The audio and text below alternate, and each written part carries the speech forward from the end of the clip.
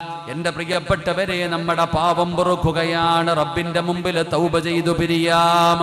അതുകൊണ്ട് വഅദ കേൾക്കാം എന്നവരോട് നിർത്തുകയാണ്, റബ്ബിന്റെ മുമ്പിൽ നമുക്ക് തൗബ ചെയ്യാം.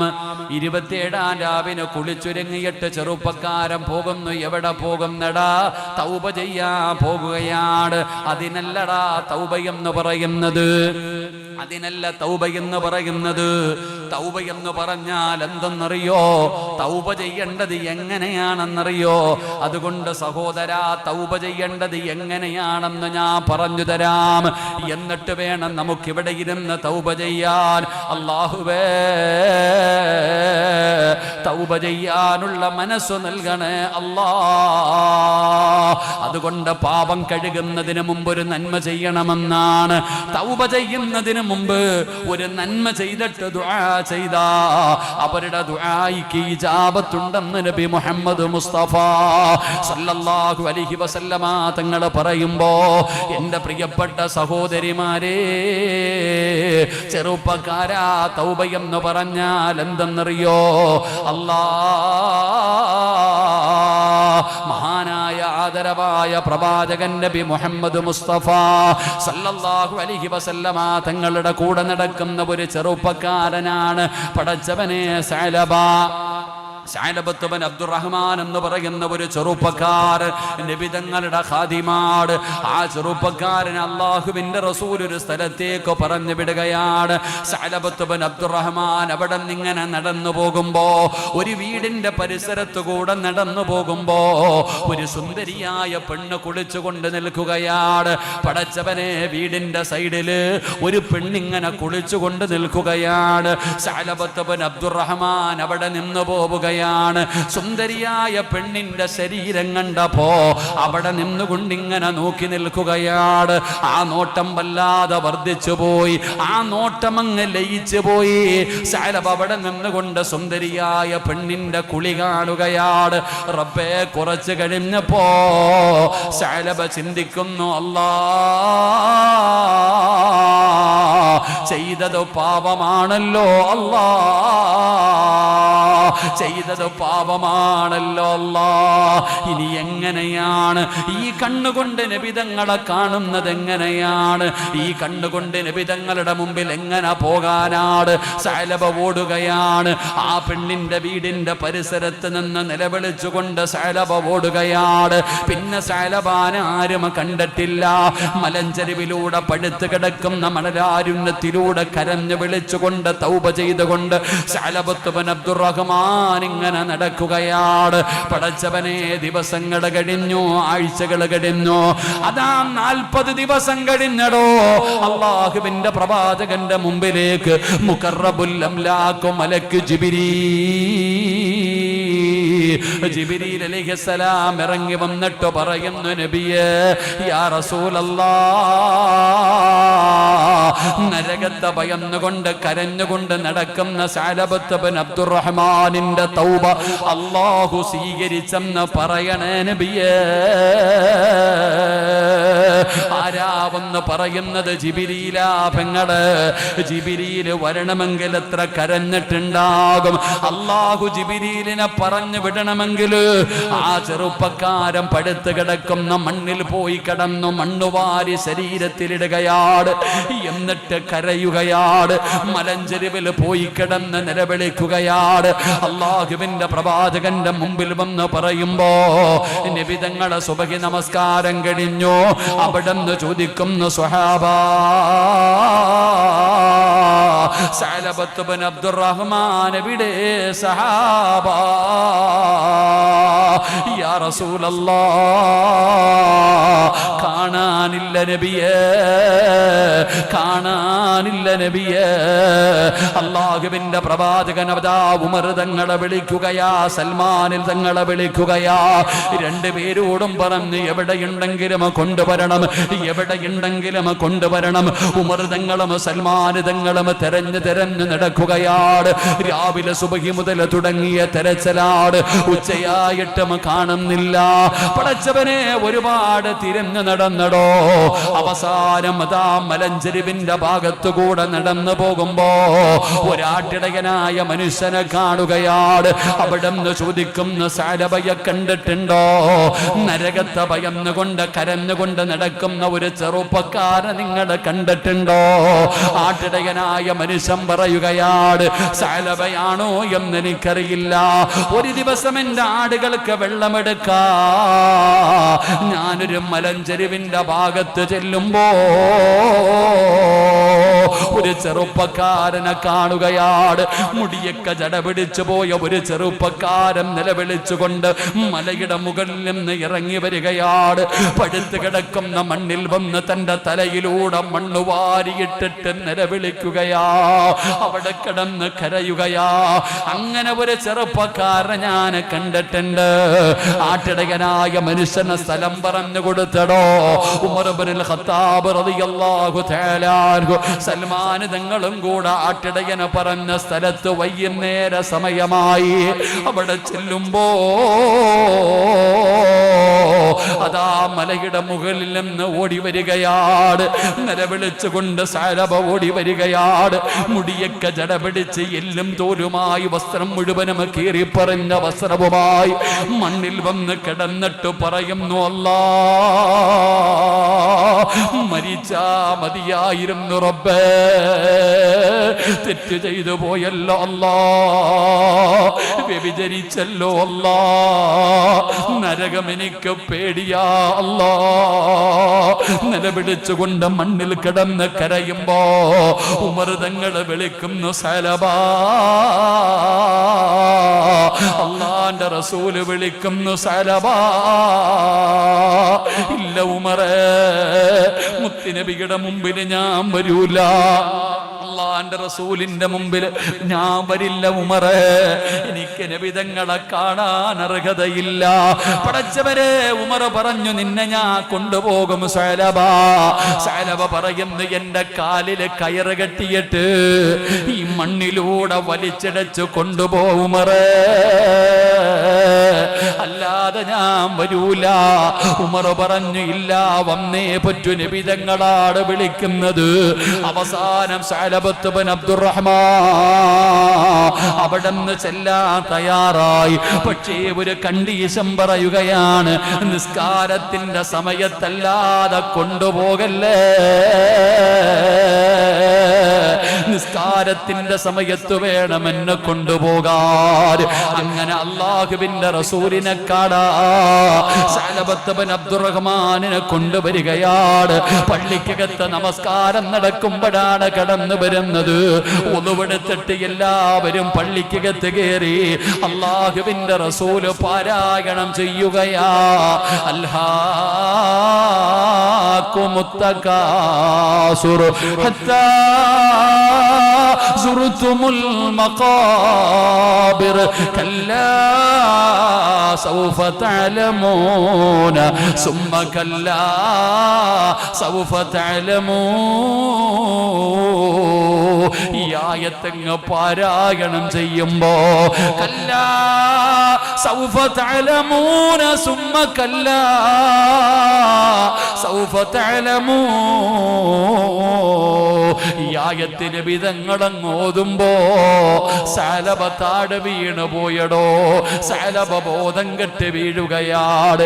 മരണത്തിന് ശേഷമുള്ള ജീവിതത്തെ കുറിച്ച് പറയുമ്പോ സഅലബ ബോധം കെട്ട് വീഴുകയാണ്. നമസ്കാരം കഴിഞ്ഞു. എവിടെ സഅലബ, എവിടെ? അല്ലാഹുവിന്റെ റസൂല് വരുമ്പോ സഅലബ തളർന്നു കിടക്കുകയാണ്. നബി തങ്ങൾ വെള്ളം കൊടുത്തു. എന്നിട്ട് പറഞ്ഞു, സഅലബ, എന്തു കോലമാ സഅലബ, നീ എന്തേ ഇങ്ങനെ നടക്കുന്നത് സഅലബ? നിനക്ക് അല്ലാഹു പുറത്തു തന്നിരിക്കുന്നു സഅലബ. നീ നിന്റെ വീട്ടിലേക്ക് പോ. ഇറങ്ങിയിട്ട് എത്ര നാളായി? 40 ദിവസം കഴിഞ്ഞു സഅലബ. നിന്റെ വീട്ടിലേക്ക് പോയെന്ന് പറഞ്ഞ് അല്ലാഹുവിന്റെ റസൂല് സ്വഹാബത്തിന്റെ കൂടെ പറഞ്ഞു വിടുകയാണ്. എന്റെ പ്രിയപ്പെട്ട ചെറുപ്പക്കാരാ, 8 ദിവസം കഴിഞ്ഞപ്പോ അതാ സൽമാൻ തങ്ങൾ ഓടി വരുന്നു, നബിയേ, യാ റസൂലല്ലാഹ്, അല്ലാഹുവിന്റെ നബിയേ ഒന്ന് വരുമോ നബിയേ, ഒന്ന് വരുമോ നബിയേ. സഅലബ സക്കറാത്തിന്റെ അവസ്ഥയിൽ കിടക്കുകയാണ്, ഭക്ഷണം കഴിക്കാറില്ല, ഉറങ്ങാറില്ല, നിലവിളിയാണ് നബിയെ, രാവും പകലും കരച്ചലാണ് നബിയെ, ഉറങ്ങിയിട്ടില്ല നബിയെ, ഭക്ഷണം കഴിച്ചിട്ടില്ല നബിയെ, സക്കറാത്തിന്റെ അവസ്ഥയിൽ കിടക്കുകയാണ്. അല്ലാഹുവിന്റെ പ്രവാചകന് കടന്നു ചെല്ലുമ്പോ സഅലബത്ത് ഇബ്നു അബ്ദുറഹ്മാൻ സക്കറാത്തിന്റെ അവസ്ഥയിലാണ്. നബി തങ്ങൾക്ക് മനസ്സിലായി, അല്ലാഹുവിന്റെ പ്രവാചകൻ അടുത്തു പോയിരുന്നു. സഅലബത്ത് ഇബ്നു അബ്ദുറഹ്മാനിന്റെ തലയെടുത്ത് മടിയിലേക്ക് വെക്കുമ്പോ സഅലബ തലവലിച്ചങ്ങ് താഴെയിടുകയാണ്. നബി തങ്ങളുടെ മടിത്തട്ടിൽ നിന്ന് തലപിടിച്ച് താഴെയിടുകയാണ്. അല്ലാഹുവിന്റെ റസൂൽ ചോദിക്കുന്നു, സഅലബ ഇഷ്ടമായില്ലേ സഅലബ, ഇഷ്ടമായില്ലേ സഅലബ? ഏതു മനുഷ്യനും കൊതിക്കുമല്ലോ എന്റെ മടിയിലൊന്ന് തലവെക്കാൻ, എന്റെ മടിയിൽ കിടന്നു മരിക്കാൻ ഏതു മനുഷ്യനും കൊതിക്കുമല്ലോ സഅലബ. എന്തേ സഅലബ, എന്തേ സഅലബ? ഇഷ്ടമില്ലാഞ്ഞിട്ടല്ല നബിയേ, ആഗ്രഹമില്ലാഞ്ഞിട്ടല്ല നബിയേ, എനിക്കതിനുള്ള അർഹതയില്ല. അങ്ങയുടെ മടിയിൽ കിടന്നു മരിക്കാൻ, അങ്ങയുടെ മടിയിൽ തലവെച്ച് കിടന്നു മരിക്കാൻ എനിക്കർഹതയില്ല നബിയേ. ഞാൻ പാവിയാ നബിയേ, ഞാൻ പാവിയാ നബിയേ. ഈ മണ്ണിൽ കിടന്നു മരിക്കുമ്പോഴെങ്കിലും അല്ലാഹു എന്നോട് കരുണ കാണിച്ചാലോ, റബ്ബെനിക്ക് പുറത്തു തന്നാലോ. എന്റെ പ്രിയപ്പെട്ട പെങ്ങളെ, വ്യഭിചരിച്ചോ മോളെ, കള്ളു കുടിച്ചോ മോളെ, അല്ലാഹുവേ എന്തു പാപവാ ചെയ്തത്?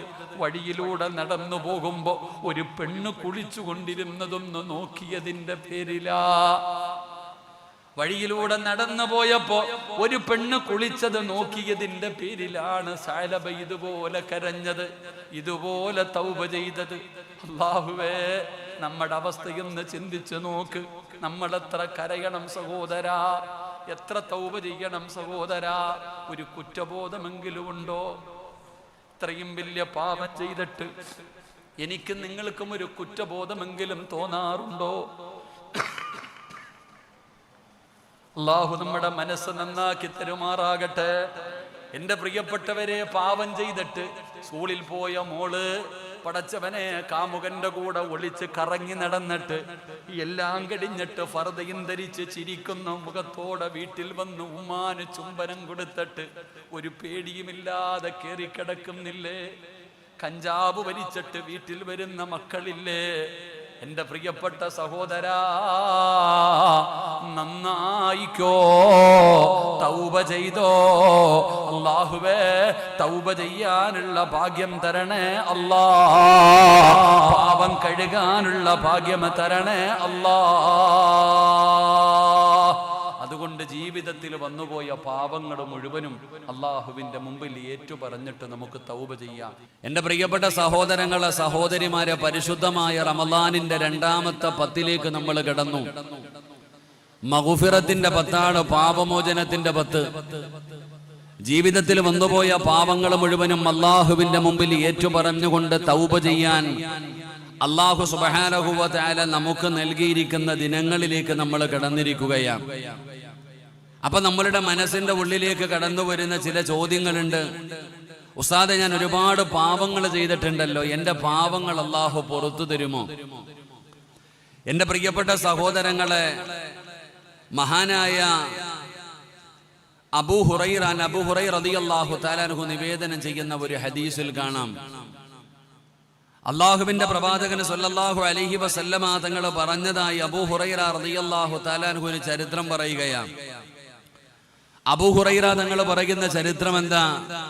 കാന റജുലാനി ഫീ ബനി ഇസ്രായീൽ, ബനു ഇസ്രായേൽ പെട്ടിരുന്ന ജീവിച്ചിരുന്ന 2 ചെറുപ്പക്കാരുടെ കഥയാണ് നബി തങ്ങൾ പറഞ്ഞു കൊടുക്കുന്നത്. ബനു ഇസ്രായേൽ ജീവിച്ചിരുന്ന 2 ചെറുപ്പക്കാരുടെ ചരിത്രമാണ് നബി സല്ലല്ലാഹു അലൈഹി വസല്ലമ തങ്ങൾ പറഞ്ഞു കൊടുക്കുന്നത്. ആ 2 ചെറുപ്പക്കാരിൽ ഒരാള് നല്ല മനുഷ്യന്, അറിവ് പഠിച്ച ഒരാള്, അള്ളാഹുവിനെ ഭയന്നുകൊണ്ട് ഇബാദത്തുകൾ ചെയ്തുകൊണ്ട് അള്ളാഹുവിന് ശുക്ർ ചെയ്തുകൊണ്ട് ജീവിക്കുന്ന ഒരു മനുഷ്യനാണ് ഒരാൾ. പക്ഷേ രണ്ടാമത്തെ മനുഷ്യനാകട്ടെ അതിന് നേരെ ഓപ്പോസിറ്റ്, അള്ളാഹുവിനെ മറന്നുകൊണ്ട് ധിക്കാരിയെ പോലെ തോന്നിവാസിയെ പോലെ ജീവിക്കുന്ന ഒരു മനുഷ്യനാണ് രണ്ടാമത്തെ ആള്. അപ്പൊ ഒരാള് നല്ലവനും രണ്ടാമത്തവന് വളരെ മോശമായ ജീവിതം നയിക്കുന്ന ഒരാളുമാണ്. അപ്പൊ ഈ നല്ലവനായ മനുഷ്യന് എപ്പോഴും ഈ മോശക്കാരനെ ഉപദേശിക്കാറുണ്ട്. നീ ഇങ്ങനെ നടക്കരുത്, നീ കള്ളു കുടിക്കരുത്, നീ അള്ളാഹുവിനെ മറന്നുകൊണ്ട് ജീവിക്കരുത്. എപ്പോഴും ഇങ്ങനെ രാവും പകലും കാണുമ്പോഴൊക്കെ ഉപദേശിക്കാറുണ്ട്. എന്റെ പ്രിയപ്പെട്ട സഹോദരങ്ങളെ, തെറ്റ് ചെയ്യുമ്പോൾ അവിടെ നിന്ന് ഉപദേശിക്കാറുണ്ട്. അവസാനം ഉപദേശം കേട്ട് കേട്ട് കേട്ട് ഈ ചങ്ങാതി അങ്ങ് മടുത്തു. അപ്പൊ അവസാനം ഇങ്ങനെ ഉപദേശിക്കുന്നത് കേട്ടപ്പോ ചോദിച്ചു, നിന്നെ എന്താ അല്ല എന്നെ അങ്ങ് ഏൽപ്പിച്ചേക്കുവാണ് 24 മണിക്കൂർ എന്നെ ഉപദേശിക്കാൻ വേണ്ടി, എന്റെ കാവൽക്കാരനായി എന്റെ കാര്യങ്ങൾ നോക്കാൻ ഏൽപ്പിച്ചിരിക്കുവാണ്. എടാ, നീ നിന്റെ പണി നോക്ക്. നീ എപ്പോഴും ഇങ്ങനെ ഉപദേശിക്കുന്നല്ലോ, നീ എന്നെ ഉപദേശിക്കാൻ വേണ്ടി നിന്റെ പണി ഇത് തന്നെയാണോ? എപ്പോഴും എന്നെ ഇങ്ങനെ ഉപദേശിക്കാൻ നടക്കുന്നല്ലോ. എടാ, നീ നിന്റെ പണി നോക്ക്. അല്ലാഹു സുബ്ഹാനഹു വ തആല ഞാൻ എന്തു പാപം ചെയ്താലും എന്റെ റബ്ബ് എനിക്ക് പുറത്തു തരും. ഞാൻ അള്ളാഹുടെ മുമ്പിൽ ചെല്ലുമ്പോ ഞാൻ രക്ഷപ്പെടും, ഞാൻ സ്വർഗത്തിൽ പോകും. നീ നിന്റെ പണി നോക്ക്. അപ്പോഴേ ഈ അല്ലാഹുവിനെ ഭയന്നുകൊണ്ട് ഇബാദത്ത് ചെയ്ത് ജീവിക്കുന്ന മനുഷ്യന് എപ്പോഴും ഇങ്ങനെ ഉപദേശിക്കുമ്പോ ഇവന്റെ മറുപടി എന്താ? ഞാൻ എന്ത് പാപം ചെയ്താലും എന്റെ റബ്ബ് എനിക്ക് പുറത്തു തരും. നീ നോക്കിക്കോ, നാളെ അള്ളാഹുടെ മുമ്പിൽ ചെല്ലുമ്പോ അല്ല എനിക്ക് സ്വർഗം തരും. നീ എന്നെ ഇങ്ങനെ ഉപദേശിച്ച സമയം കളയാതെ നീ പോട ചങ്ങാതി എന്ന് പറയുന്ന രീതിയിൽ അവിടെ നിന്ന് ആ ഒരു ഉപദേശത്തിനെ ഒരു നിസ്സാരമാക്കുന്ന രീതിയിൽ ഇയാൾ ഇങ്ങനെ സംസാരിച്ചു. ഇത് കേട്ടപ്പോ ആ ബനു ഇസ്രായേലിലെ ഉപദേശിച്ച മനുഷ്യന് വല്ലാത്ത ദേഷ്യം വന്നു. അദ്ദേഹം പറഞ്ഞു, അള്ളാഹു ഒരിക്കലും നിന്റെ പാപം പുറത്തു തരൂല. അള്ളാഹു ഒരിക്കലും നിന്റെ പാപം പുറത്തു തരൂല. നീ ഒരിക്കലും സ്വർഗത്തിൽ കിടക്കൂല. അദ്ദേഹത്തിനുണ്ടായ ദേഷ്യത്തിന്റെ പുറത്ത് ആ മോശമായ ജീവിതം നയിക്കുന്ന മനുഷ്യനോട് പറഞ്ഞു, അള്ളാഹു ഒരിക്കലും നിനക്ക് പുറത്തു തരൂല. നീ ഒരിക്കലും അള്ളാഹുവിന്റെ സ്വർഗത്തിൽ കടക്കൂല. അല്ല നിനക്ക് സ്വർഗം തരൂല എന്നവിടെന്ന് വാശി പടച്ചവനെ ആ ദേഷ്യപ്പുറത്ത് ആ മനുഷ്യനവിടെന്ന് പറയുകയാ. മഹാനായ ആദരവായ പ്രവാചകൻ നബി മുഹമ്മദ് മുസ്തഫ സല്ലല്ലാഹു അലൈഹി വസല്ലമ തങ്ങൾ പറയുകയാണ്, രണ്ടുപേരും അവിടെ നിന്ന് മരണപ്പെട്ടു. ആ രണ്ടുപേരും ആ മോശമായ ജീവിതം നയിച്ച മനുഷ്യനും അല്ലാഹുവിനെ ഭയന്ന് ജീവിച്ച മനുഷ്യനുണ്ടല്ലോ, അവര് രണ്ടുപേരും അവിടെ നിന്ന് മരണപ്പെടുകയാണ്. അവര് നാളെ പടച്ച റബ്ബിന്റെ മുമ്പിലേക്ക് കടന്നു ചെല്ലുമ്പോ അല്ലാഹു സുബ്ഹാനഹു വ തആല രണ്ടുപേരെയും അല്ലാഹുവിന്റെ മുമ്പിൽ കൊണ്ടുവരികയാണ്. രണ്ടുപേരെയും അല്ലാഹുവിന്റെ മുമ്പിൽ കൊണ്ടുവന്നപ്പോ അല്ലാഹു സുബ്ഹാനഹു വ തആല ആ അറിവുള്ള അല്ലാഹുവിനെ ഭയന്നുകൊണ്ട് ജീവിച്ചിരുന്ന മനുഷ്യനോട് അല്ലാഹു ചോദിക്കുകയാണ്, ഇവന് ഞാൻ പുറത്തു കൊടുക്കില്ല എന്ന് നിന്നോട് ആരാ പറഞ്ഞത്? ഈ മനുഷ്യനെ ഞാൻ പുറത്തു കൊടുക്കില്ല എന്ന്, അവന് ഞാൻ സ്വർഗം കൊടുക്കില്ല എന്ന് നിന്നോട് ആരാ പറഞ്ഞത്? പടച്ചവനെ അല്ലാഹു സുബ്ഹാനഹു വ തആല മനുഷ്യനെ എവിടെന്ന് ചോദ്യം ചെയ്യുകയാണ്. അല്ലാഹുവിനെ ഭയന്നുകൊണ്ട് ഇബാദത്ത് ചെയ്ത് ജീവിച്ച മനുഷ്യനുണ്ടല്ലോ, ആ മനുഷ്യനെ അല്ലാഹു അവിടെന്ന് ചോദ്യം ചെയ്തിട്ട്, എന്റെ പ്രിയപ്പെട്ട സഹോദരങ്ങളെ, അല്ലാഹുവിന്റെ റഹ്മത്തുണ്ടല്ലോ, അല്ലാഹുവിന്റെ മഗ്ഫിറത്തുണ്ടല്ലോ. അല്ലാഹുവിന്റെ ഖുർആൻ തന്നെ പറഞ്ഞത്, ഖുൽ യാ ഇബാദിയല്ലദീന അസ്റഫൂ അലാ അൻഫുസിഹിം ലാ തഖ്നതൂ മിർ റഹ്മത്തില്ലാഹ്. എത്ര വലിയ പാപം ചെയ്താലും അല്ലാഹു പുറത്തു തരുന്നവനാണ്. ഒരാളും അല്ലാഹുവിൽ നിന്ന് വിദൂരമാകില്ല. അല്ലാഹു പറയുന്നു, നിങ്ങൾ നിരാശപ്പെടണ്ട, ഞാൻ പുറത്തു തരുന്നവനാണ്. ഇന്നല്ലാഹ ഗഫൂറുർ റഹീം. അല്ലാഹു പുറത്തു തരുന്നവനാണെന്ന് പരിശുദ്ധമായ ഖുർആൻ പറയുമ്പോ പാപം ചെയ്തവന്റെ മുഖത്ത് നോക്കിയിട്ട് അല്ലാഹു നിനക്കൊരിക്കലും പുറത്തു തരൂല. നീ ഒരു കാലത്തും അല്ലാഹുവിന്റെ സ്വർഗത്തിൽ കിടക്കൂല എന്ന് പറഞ്ഞ മനുഷ്യനെ അല്ലാഹു സുബ്ഹാനഹു വ തആല നരകത്തിന്റെ മലക്കുകളെ ഏൽപ്പിക്കുകയാണ്. ആ മനുഷ്യനെ പടച്ചവനെ അല്ലാഹുവിന്റെ അദാബുകൾ കൊണ്ട് നിറച്ച ഭയാനകമായ നരകത്തിലേക്ക് അതാ സബാനിയത്തിന്റെ മലക്കുകൾ ആ മനുഷ്യനെ കൊണ്ടുപോവുകയാണ്. ആ കള്ളു കുടിച്ച് വിഭജിച്ച് വൃത്തികെട്ട ജീവിതം നയിച്ച നടന്ന മനുഷ്യനുണ്ടല്ലോ, അവൻ അല്ലാഹുവിൽ പ്രതീക്ഷ വെച്ചവനാണ്. എന്റെ റബ്ബ് എനിക്ക് പുറത്തു തരും. നാളെ പടച്ച റബ്ബിന്റെ മുമ്പിലേക്ക് കടന്നു ചെല്ലുമ്പോ അല്ലാഹു എന്നോട് കരുണ കാണിച്ചിട്ട് എനിക്ക് സ്വർഗം തരുമെന്ന് പ്രതീക്ഷ വെച്ചവനുണ്ടല്ലോ, ആ മനുഷ്യനെ അല്ലാഹു സ്വർഗത്തിലേക്ക് കടത്തിവിടുമെന്ന് നബി മുഹമ്മദ് മുസ്തഫ സല്ലല്ലാഹു അലൈഹി വസല്ലമ തങ്ങൾ പറയുമ്പോ, എന്റെ പ്രിയപ്പെട്ടവരെ, ഒരാളുടെ മുഖത്ത് നോക്കിയിട്ട് അല്ലാഹു നിനക്ക് പുറത്തു തരൂല, നീ നരകത്തിന്റെ അവകാശിയാ എന്ന് പറയാൻ നമുക്ക് അവകാശമില്ലടോ. കാരണം അല്ലാഹു ഗഫൂറാണ്, അല്ലാഹു റഹീമാണ്. എത്ര വലിയ അപരാധം ചെയ്തവനും പടച്ചവനെ, പെൺമക്കളെ ജീവനോടെ കുടിച്ചു മൂടിയവർക്ക് പുറത്തു കൊടുത്തവനാണ് പടച്ച റബ്ബ്. അല്ലാഹുവേ, ഖബറിൽ കിടന്ന മയ്യത്തിനെ വ്യഭിചരിച്ചവന് പോലും പുറത്തു കൊടുത്തവനാണല്ലോ. ആ അല്ലാഹു സുബ്ഹാനഹു വ തആല 10 ദിവസം എനിക്കും നിങ്ങൾക്കും നൽകിയിരിക്കുന്നത് ജീവിതത്തിൽ ചെയ്തു പോയ അറിഞ്ഞും അറിയാതെയും രഹസ്യമായും പരസ്യമായും ചെയ്തു കൂട്ടിയ പാപങ്ങളുണ്ടല്ലോ സഹോദരാ. ഉറക്കപ്പായിൽ നിന്ന് എഴുന്നേറ്റത് മുതൽ കിടന്നുറങ്ങുന്നത് വരെ ചെയ്ത പാപത്തിന്റെ കണക്ക് പോലും എനിക്കും നിങ്ങൾക്കും ഓർത്തെടുക്കാൻ കഴിയാത്ത രീതിയിൽ കണ്ണുകൊണ്ട് കണ്ടത് പാപമാണ്, ചെവി കൊണ്ട് കേട്ടത് പാപമാണ്, നാവ് കൊണ്ട് പറഞ്ഞത് പാപമാണ്, കൈ കൊണ്ട് പിടിച്ചത് പാപമാണ്, നടന്നു പോയത് പാപത്തിലേക്കാണ്, ഹൃദയം കൊണ്ട് ചിന്തിച്ചത് പോലും പാപമാണ്. ഒരു ദിവസത്തിൽ എത്രയോ ലക്ഷക്കണക്കിന് അപരാധം ചെയ്ത ഞാനും നിങ്ങളും ഇനിയുള്ള ഓരോ നിമിഷവും നമുക്ക് വിലപ്പെട്ടതാണ്. അല്ലാഹുമ്മ ഗ്ഫിർലി ദുനൂബി എന്ന് പടച്ചവരോട് ചെയ്തു പോയ പാപങ്ങൾ കഴുകാൻ അല്ലാഹു തന്നിരിക്കുന്ന അവസരമാ. അതുകൊണ്ട് ഒരു നിമിഷം പോലും പാഴാക്കാതെ, ഒരു നിമിഷം പോലും പാഴാക്കാതെ അല്ലാഹുവേ, ജീവിതത്തിൽ ചെയ്ത പാപങ്ങൾ മുഴുവനും കഴുകിക്കളയാ നീ ഞങ്ങൾക്ക് ഭാഗ്യം തരണേ അല്ലാ. അല്ലാഹു നമ്മുടെ പാപം മുഴുവനും കഴുകിക്കളയാൻ അല്ലാഹു ഭാഗ്യം തരുമാറാകട്ടെ. അതുകൊണ്ട് ഒരാളും അല്ലാഹു നമുക്ക് പുറത്തു തരില്ല എന്ന് പറയുന്നൊരു ചിന്ത നമുക്ക് വേണ്ട. അല്ലാഹുവാണ് ലോകത്ത് ഏറ്റവും കൂടുതൽ പുറത്തു തരുന്നവൻ. അല്ലാഹു ഗഫൂറാണ്, അല്ലാഹു റഹീമാണ്. അല്ലാഹു നമ്മുടെ പാപങ്ങൾ മുഴുവനും പുറത്തു തരുമാറാകട്ടെ. അല്ലാഹു നമ്മുടെ പാപങ്ങൾ മുഴുവനും പുറത്തു തരുമാറാകട്ടെ.